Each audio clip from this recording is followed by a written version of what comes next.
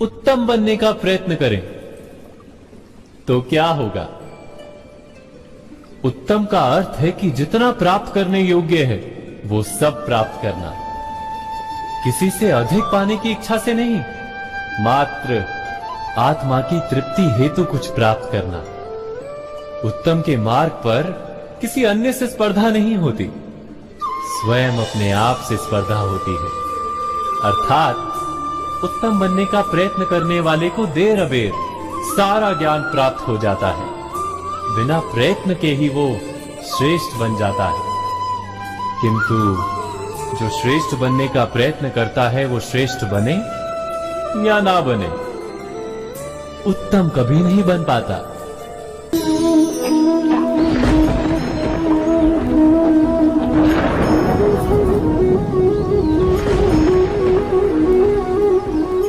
सपनों और पूर्वाभासों के आधार पर हम भविष्य के सुख दुख की कल्पना करते हैं। भविष्य के दुख का कारण दूर करने के लिए हम आज योजना बनाते हैं। किंतु कल के संकट को आज निर्मूल करने से हमें लाभ मिलता है या हानि पहुंचती है, ये प्रश्न हम कभी नहीं करते। सत्य तो ये है कि संकट और उसका निवारण साथ जन से, व्यक्ति के लिए भी और सृष्टि के लिए भी। नहीं, आप अपने भूतकाल का स्मरण कीजिए, इतिहास को देखिए, आप तुरंत ही ये जान पाएंगे कि जब जब संकट आता है तब तब उसका निवारण करने वाली शक्ति भी जन्म लेती है।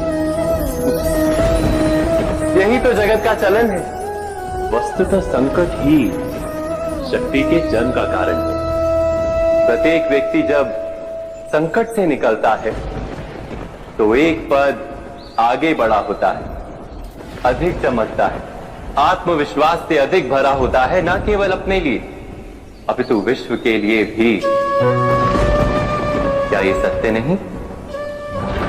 वास्तव में संकट का जन्म है एक अवसर का जन्म, अपने आप को बदलने का, अपने विचारों को ऊंचाई पर करने का अवसर, अपनी आत्मा को बलवान और ज्ञान मंडित बनाने का। जो ये कर पाता है उसे कोई संकट नहीं होता, किंतु जो ये नहीं कर पाता वो तो स्वयं एक संकट है विश्व के लिए। विचार कीजिए।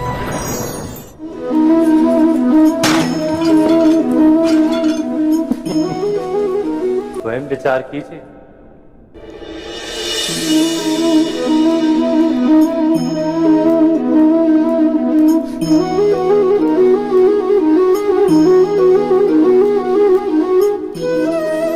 जीवन का हर क्षण निर्णय का क्षण होता है। प्रत्येक पद पर दूसरे पद के विषय में कोई निर्णय करना ही पड़ता है, और निर्णय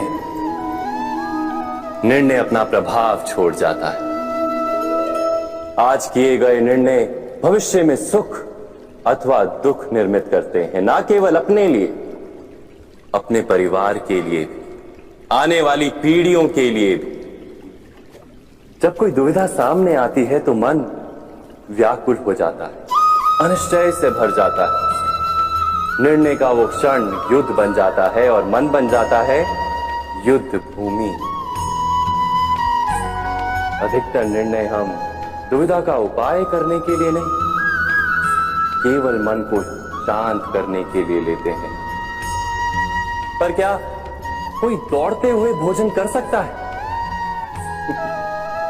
नहीं। तो क्या युद्ध से जूझता हुआ मन कोई योग्य निर्णय ले पाएगा? वास्तव में शांत मन से जब कोई निर्णय करता है तो अपने लिए सुखद भविष्य बनाता है। किंतु अपने मन को शांत करने के लिए जब कोई निर्णय करता है तो वो व्यक्ति भविष्य में अपने लिए कांटों भरा वृक्ष लगाता है। स्वयं विचार कीजिएगा।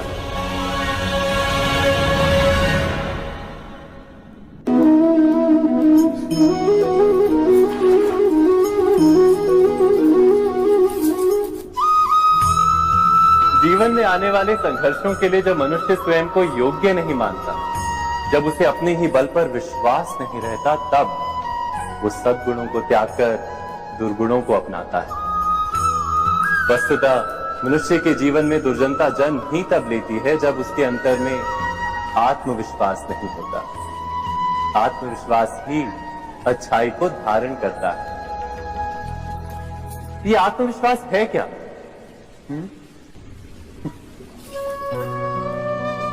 जब मनुष्य ये मानता है कि जीवन का संघर्ष उसे दुर्बल बनाता है, तो उसे अपने ऊपर विश्वास नहीं रहता। वो संघर्ष के पार जाने के बदले संघर्ष से छूटने के उपाय ढूंढने लगता है। किंतु जब वो ये समझता है कि ये संघर्ष उसे अधिक शक्तिशाली बनाते, ठीक जैसे व्यायाम करने से देह की शक्ति बढ़ती, तो प्रत्येक संघर्ष के साथ उसका उत्साह बढ़ता है।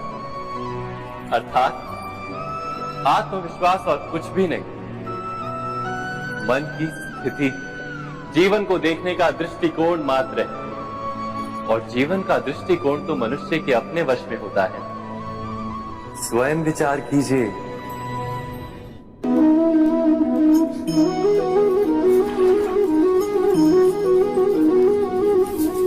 पिता सदा ही अपने संतान के सुख की कामना करते, उनके भविष्य की चिंता करते रहते। इसी कारणवश सदा ही अपने संतानों के भविष्य का मार्ग स्वयं निश्चित करने का प्रयत्न करते रहते। जिस मार्ग पर पिता स्वयं चला है, जिस मार्ग के कंकर पत्थर को स्वयं देखा है, मार्ग की छाया, मार्ग की धूप को स्वयं जाना है, उसी मार्ग पर उसका पुत्र भी चले, यही इच्छा रहती है हर पिता की। निसंदेह उत्तम भावना है ये। किंतु 3 प्रश्नों के ऊपर विचार करना हम भूल ही जाते। कौन से प्रश्न? प्रथम प्रश्न, क्या समय के साथ प्रत्येक मार्ग बदल नहीं जाते? क्या समय सदा ही नई चुनौतियों को लेकर नहीं आता? तो फिर बीते हुए समय के अनुभव नई पीढ़ी को किस प्रकार लाभ दे सकते हैं? दूसरा प्रश्न, क्या प्रत्येक संतान अपने माता पिता की छवि होता है? हाँ, संतानों को संस्कार तो अवश्य माता पिता देते हैं, किंतु भीतर की क्षमता तो ईश्वर देते हैं। तो जिस मार्ग पर पिता को सफलता मिली है, विश्वास है कि उसी मार्ग पर उसकी संतानों को भी सफलता और सुख प्राप्त होगा। तीसरा प्रश्न, क्या जीवन के संघर्ष और चुनौतियां लाभकारी नहीं होती? क्या प्रत्येक नया प्रश्न एक नए उत्तर का द्वार नहीं खोलता? तो फिर संतानों को नए नए प्रश्नों, संघर्षों और चुनौतियों से दूर रखना, ये उनके लिए लाभ करना कहलाएगा या हानि पहुंचाना? अर्थात जिस प्रकार संतान के भविष्य का निर्माण करने के बदले उसके चरित्र का निर्माण करना श्रेष्ठ है, वैसे संतानों के जीवन का मार्ग निश्चित करने के बदले उन्हें नए संघर्षों के साथ जूझने के लिए मनोबल व ज्ञान देना अधिक लाभदायक नहीं होगा? स्वयं विचार कीजिए। मनुष्य की सबसे बड़ी दुर्बलता क्या होती है? सोचिए। धन, प्रेम, अहंकार। मनुष्य की सबसे बड़ी दुर्बलता होती है उसके रहस्य। चाहे आप कितने भी शक्तिशाली क्यों ना हो, कितने भी प्रबल क्यों ना हो, परंतु उसके रहस्य उसके नाश की चाबी होती है। इसलिए यदि प्रबल रहना है, शक्तिशाली रहना है, समर्थ रहना है, तो अपने रहस्य को किसी को भी ना बताए, ना मित्र को और ना ही शत्रु को, क्योंकि समय पड़ने पर कब कौन शत्रु हो जाए ऐसा कहना संभव नहीं। विभीषण को रावण के अमृत कुंड का ज्ञात था, इसीलिए प्रभु श्री राम रावण का वध करने में सफल हो सके। इसलिए उचित यही है कि आप अपने रहस्य को स्वयं तक ही सीमित रखें, मनुष्य जीवन की परीक्षा में सफल होने के लिए क्या नहीं करता? वो परिश्रम करता है, दौड़ भाग करता है, और ये सब करने के पश्चात भी जब उसका काम नहीं बनता तो वो नकल करता है ना? तनिक लौटिए अपने बचपन में, स्मरण कीजिए अपने बचपन की स्मृतियों का। क्या स्मरण हुआ? विद्यालय में जब आप परीक्षा देने जाते थे तो क्या होता था? आप ना सही परंतु कोई ना कोई सफलता पाने के लिए नकल करता ही था और उत्तीर्ण भी हो जाता था, है ना? परंतु जीवन की परीक्षा ऐसी नहीं होती। नकल करने वाला सफल नहीं होता। कारण विद्यालय में सबके प्रश्न पत्र एक होते थे, परंतु जीवन के प्रश्न पत्र और उनकी कठिनाई सबके लिए भिन्न होती, तो निश्चित रूप से उनके उत्तर भी भिन्न होंगे ना। इसलिए यदि आपको जीवन में सफलता पानी है तो नकल ना कीजिए, स्वयं के प्रश्नों का उत्तर स्वयं ढूंढिए और सफलता आपकी ही होगी। मनुष्य का जीवन हार और जीत, विजय और पराजय, सफलता और असफलता के मध्य झूलता रहता है। आपके साथ भी ऐसा होता होगा, है ना?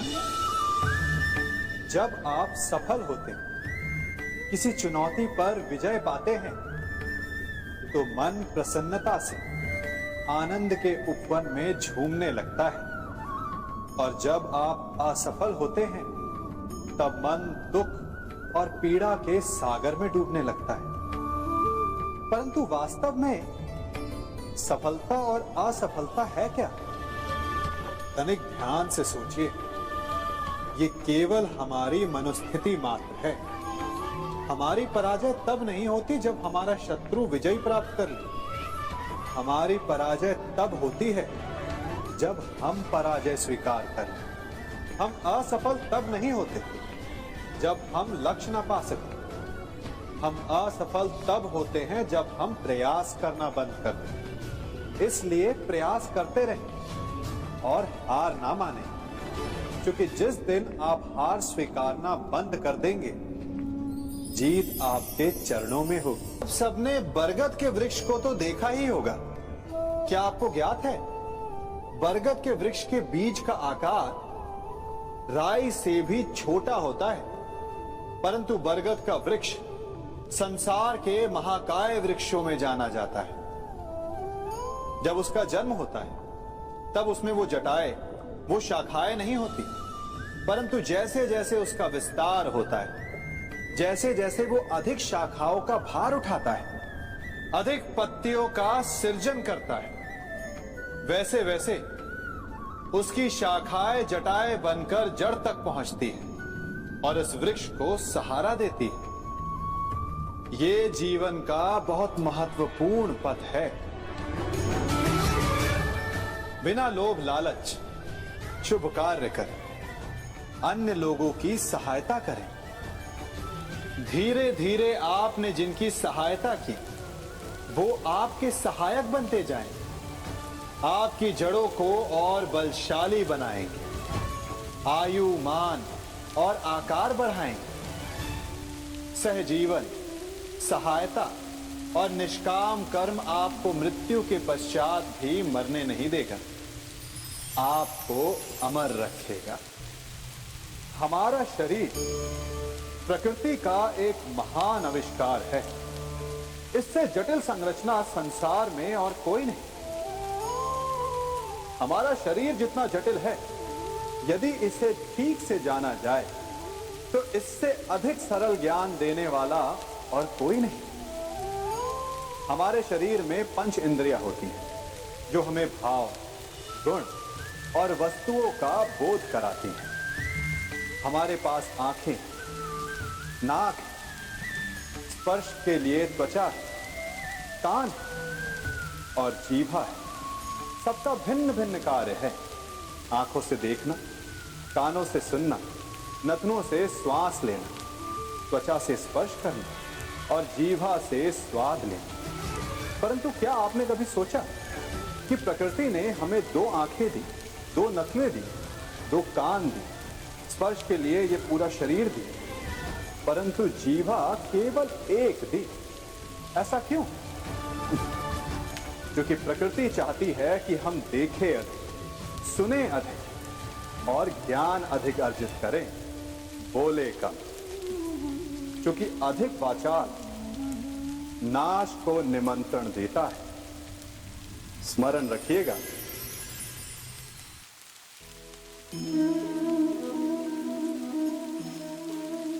ये सदा यही कहते आए कि यदि आगे बढ़ना है तो अपनों का साथ दो। सत्य कहते हैं, अपनों का साथ देना ही चाहिए, परंतु साथ देने से पूर्व ये अवश्य पहचान लेना चाहिए कि अपने हैं कौन। क्या अपने वही होते हैं जिनके साथ हमारा रक्त संबंध होता है, या अपने मित्र? अपने वो होते हैं जो हमें सद्कार्य के लिए प्रेरित करें, हमें आगे बढ़ाएं, हमारा साथ दें। और वो जिनका साथ देने से समाज का नाश, धर्म की हानि, वो सगे हो करके भी सगे नहीं होते। इसलिए जब अपनों की परिभाषा का चुनाव करें तो उन्हें अपना माने जो आपका साथ दे, उन्हें नहीं जो हमें अज्ञान के मार्ग पर ले जाएं।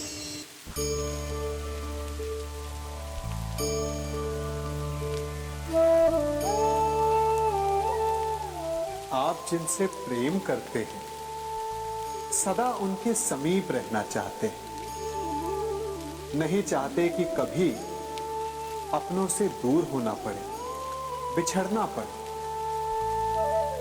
परंतु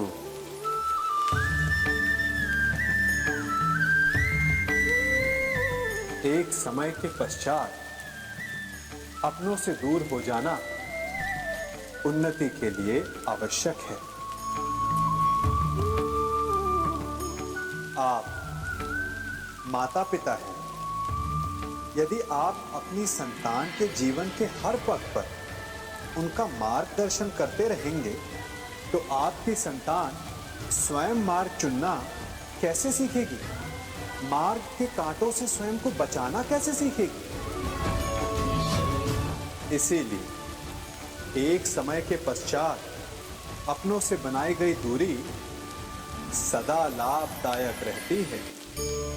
आज मैं आप सबको एक कथा सुनाता हूं। एक दिन प्रातः एक व्यापारी अपने घर से निकला। घर से निकलते ही एक बिल्ली ने उस व्यापारी का मार्ग काट दिया। व्यापारी घबरा गया। वो फिर से घर लौट गया और शुभ घड़ी की प्रतीक्षा करने लगा। और जब वो पुनः अपने घर से निकला तब वो वाहन जा चुका था जिससे राजा तक पहुंचकर उसे भेंट देनी थी। राजा को भेंट नहीं मिली। राजा क्रोधित हो गए। राजा ने उस व्यापारी का व्यापार बंद करवा दिया। इस कारण व्यापारी क्रोधित होकर घर पर अपनी पत्नी से लड़ बैठा।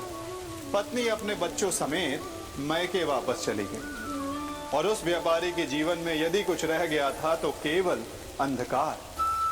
और इन सब का कारण वो उस बिल्ली को मानता रहा जिसने उसका मार्ग काटा था। ऐसा ही एक दूसरा व्यापारी राजा को भेंट देने निकला और उस व्यापारी का मार्ग भी एक बिल्ली ने काट दिया। वो व्यापारी तनिक घबराया, परंतु उसने आगे बढ़ना अधिक उचित समझा। राजा तक वो समय पर पहुंचा। उसने राजा को भेंट की। राजा प्रसन्न हुए और राजा ने व्यापारी को अपना व्यापार बढ़ाने की अनुमति दी, स्वर्ण आभूषण दी। जब व्यापारी घर पर पहुंचा तो पत्नी को आभूषण और अपने बच्चों को देने के लिए वस्त्र थे उसके पास। हर ओर प्रसन्नता थी। समझ रहे हैं ना? दोनों के साथ एक ही प्रकार की घटना हुई, परंतु दोनों की प्रतिक्रिया भिन्न थी। ऐसा ही हमारा जीवन भी है। हमारे जीवन में प्रारब्ध का अपना स्थान है, परंतु उससे कई अधिक महत्वपूर्ण हमारी प्रतिक्रिया, हमारे सोच का प्रभाव है, क्योंकि यही हमारे जीवन को आकार देते हैं। इसलिए अपनी सोच को सकारात्मक रखिए। आपका जीवन सदैव आनंदमय।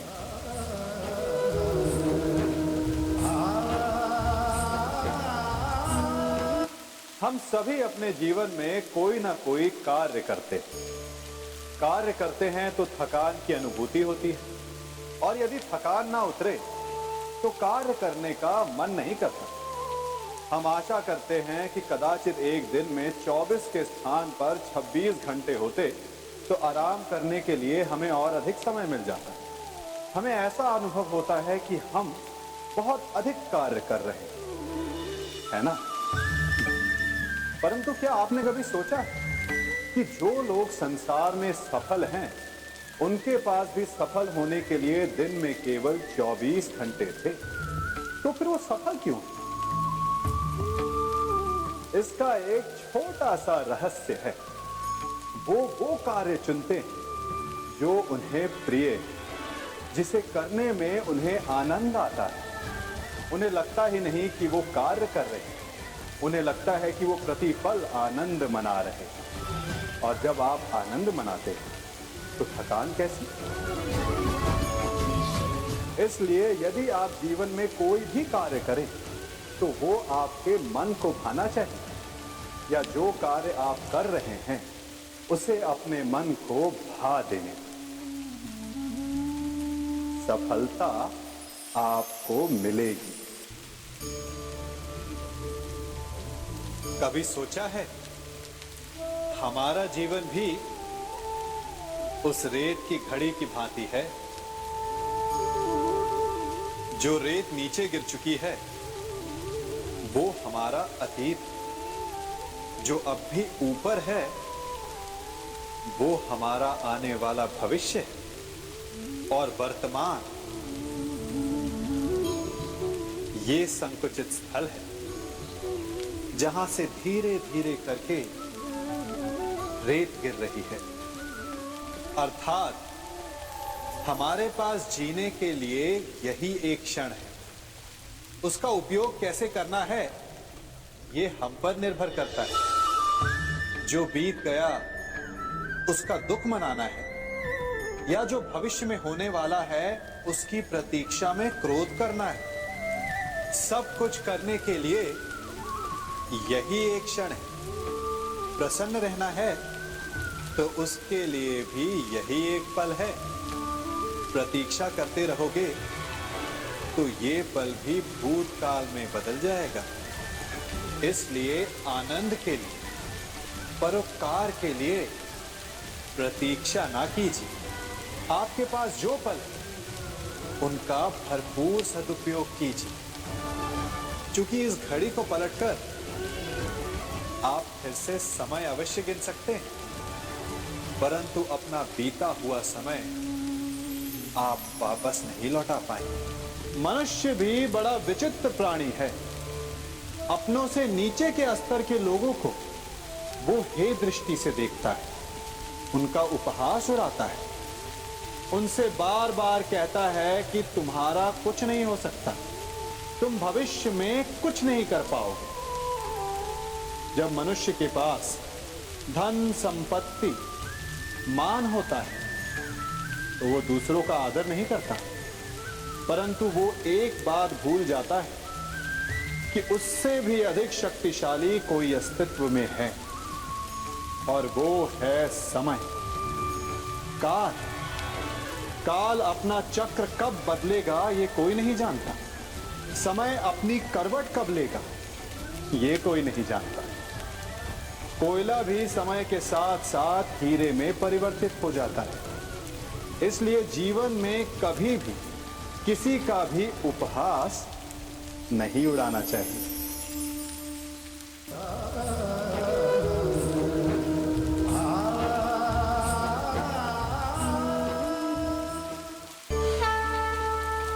गर्व,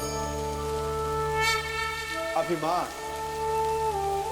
और अहंकार, ये तीनों सुनने में एक जैसे लगते हैं, परंतु तीनों का अर्थ भिन्न होता है और परिणाम भी। तीनों का आरंभ प्रेम से होता है।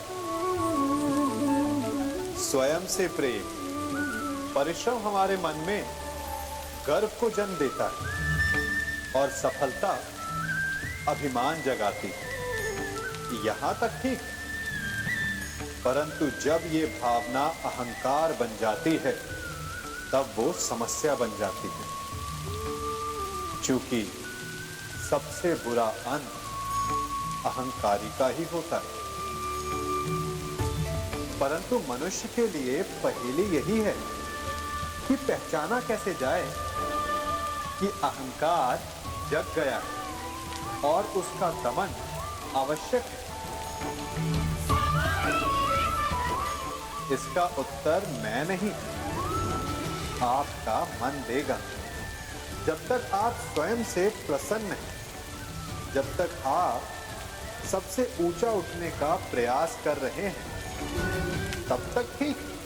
परंतु जब आपके मन में दूसरों को नीचा समझने का भाव आ जाए तो सावधान हो जाइए, क्योंकि यही अहंकार है जो वास्तव में आपको हीन कर रहा है।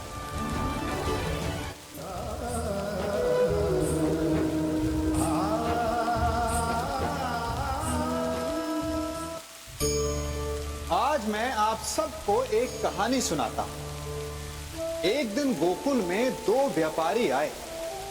एक व्यापारी शहद का था, बड़ा मीठा शहद था उसका, परंतु वो गोकुल में टिक नहीं पाया। उसके व्यापार ने घाटा खाया और शीघ्र ही वो गोकुल छोड़कर चला गया। और दूसरा व्यापारी मिर्च का था।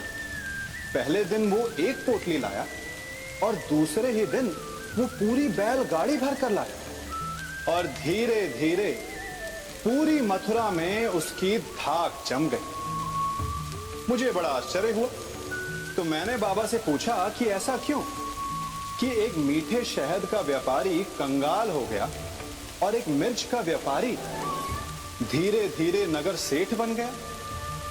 बाबा मुस्कुराए और उन्होंने कहा कि मीठी बोली बोलने वाले की तीखी मिर्च भी बिक जाती है और जो कड़वी बोली बोलता है उसका मीठा शहद भी नहीं बिकता। वाह, कितने उत्तम विचार हैं उनके, और उचित ही है। मनुष्य अपने जीवन में सदैव अपने वचनों से उठता है और अपने वचनों से ही गिरता है। इसलिए अपने जीवन में सदैव मीठी बोली बोलने का प्रयास कीजिए, आपका जीवन सरल हो जाएगा। मनुष्य की सबसे बड़ी दुर्बलता क्या होती है? सोचिए। धन, प्रेम, अहंकार। मनुष्य की सबसे बड़ी दुर्बलता होती है उसके रहस्य। चाहे आप कितने भी शक्तिशाली क्यों ना हो, कितने भी प्रबल क्यों ना हो, परंतु उसके रहस्य उसके नाश की चाबी होती है। इसलिए यदि प्रबल रहना है, शक्तिशाली रहना है, समर्थ रहना है, तो अपने रहस्य को किसी को भी ना बताएं, ना मित्र को और ना ही शत्रु को, क्योंकि समय पड़ने पर कब कौन शत्रु हो जाए ऐसा कहना संभव नहीं। विभीषण को रावण के अमृत कुंड का ज्ञात था, इसीलिए प्रभु श्री राम रावण का वध करने में सफल हो सके। इसलिए उचित यही है कि आप अपने रहस्य को स्वयं तक ही सीमित रखें।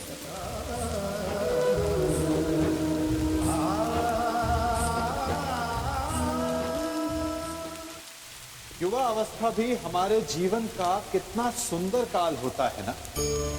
बाहु में बल, मन में कुछ बड़ा कर जाने की चाह, आंखों में भविष्य के सुंदर और कोमल सपने। और इसी अवस्था में मनुष्य के भीतर पनपता है प्रेम। किसी को देखकर उस पर मन मोहित हो जाता है और फिर मनुष्य अपना सब कुछ उस पर न्यौछावर कर देना चाहता है। फिर प्रेम की परिणति होती है विवाह में। क्यों? सबको अपने खट्टे मीठे संस्मरण स्मरण हुआ है ना। परंतु यहीं से अधिकतर माता पिता और संतान के मध्य विचारों का विरोध प्रारंभ हो जाता है। संतान को लगता है कि उसका चुना जीवन साथी ही उसके लिए उपयुक्त है, और माता पिता को लगता है कि संतान अनजाने में भूल कर रही है। संतान का तर्क होता है कि उसे विवाह किससे करना है, ये उसका अधिकार है, और माता पिता का तर्क ये होता है कि अब भी जीवन साथी चुनने की समझ संतान में है ही नहीं। तो इस अवरोध को काटा कैसे जाए, उचित निर्णय कैसे लिया जाए? इसका एक ही मार्ग, अपने उत्तरदायित्व का भान और अपनों से बड़ों के मापदंडों का भान। विवाह करने से पूर्व यह जान लेना आवश्यक है कि विवाह केवल अपने प्रेम को पाने का मार्ग नहीं है, अपितु विवाह से जीवन का एक नया द्वार भी खुलता है, और हर नए जीवन के साथ नए उत्तरदायित्व भी होते हैं।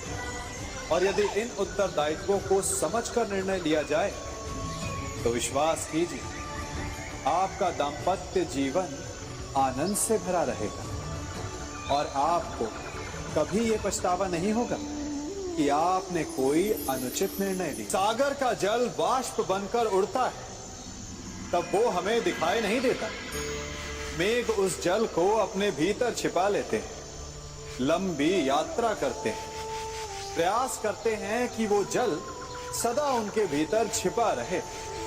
परंतु जब वायु का वेग उन्हें उड़ाकर किसी पर्वत से ले जाकर के टकरा देता है, तब उन मेघों को बरसना ही पड़ता है, क्योंकि यही नियति, यही प्रकृति,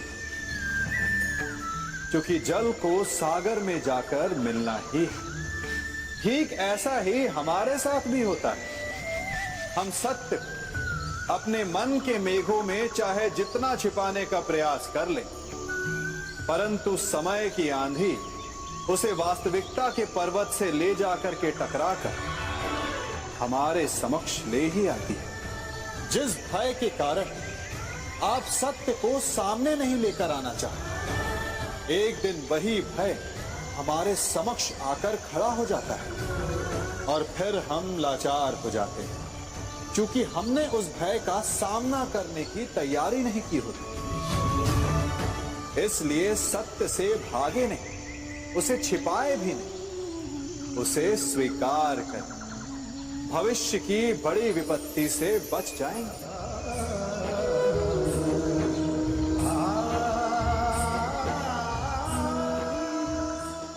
कभी कभी आप सबके जीवन में एक ऐसी विचित्र समस्या अवश्य आती है कि शक्तिशाली के समक्ष मौन हो जाए। उस शक्तिशाली से विवाद करने से बचने के लिए आप मौन रह जाते। मानता हूं, ऐसा करने से आप एक विवाद से बच जाते, एक संघर्ष से बच जाते, परंतु ऐसा बचाव एक बड़े संघर्ष को जन्म दे देता है। कैसे? हमारा मौन रहना अनजाने में उसका समर्थन बन जाता है, और वो स्वयं को अधिक शक्तिशाली अनुभव करता है, और यहां से हमारा दमन प्रारंभ हो जाता है। एक के बाद एक हम अन्याय में अनचाहे रूप से सम्मिलित होते चले जाते हैं। तो इसका तोड़ क्या है? ये समझने के लिए ये जानना आवश्यक है कि ऐसी कौन सी बात है जो आपको विरोध करने से रोकती है। ये सामने वाले की शक्ति नहीं जो आपको रोकती है, ये आपके भीतर छिपा भय है जो आपको रोकता है। हाँ, कभी कभी भय आपकी सुरक्षा अवश्य कर सकता है, परंतु साथ साथ ये भी जानना आवश्यक है कि ये भय ही है जो आपको मौन भी रखता है। इसलिए अपने मन से भय को निकालिए और खुलकर अनीति का, अन्याय का विरोध कीजिए, और फिर देखिएगा आपका मन कितना मुक्त, कितना हल्का अनुभव करेगा।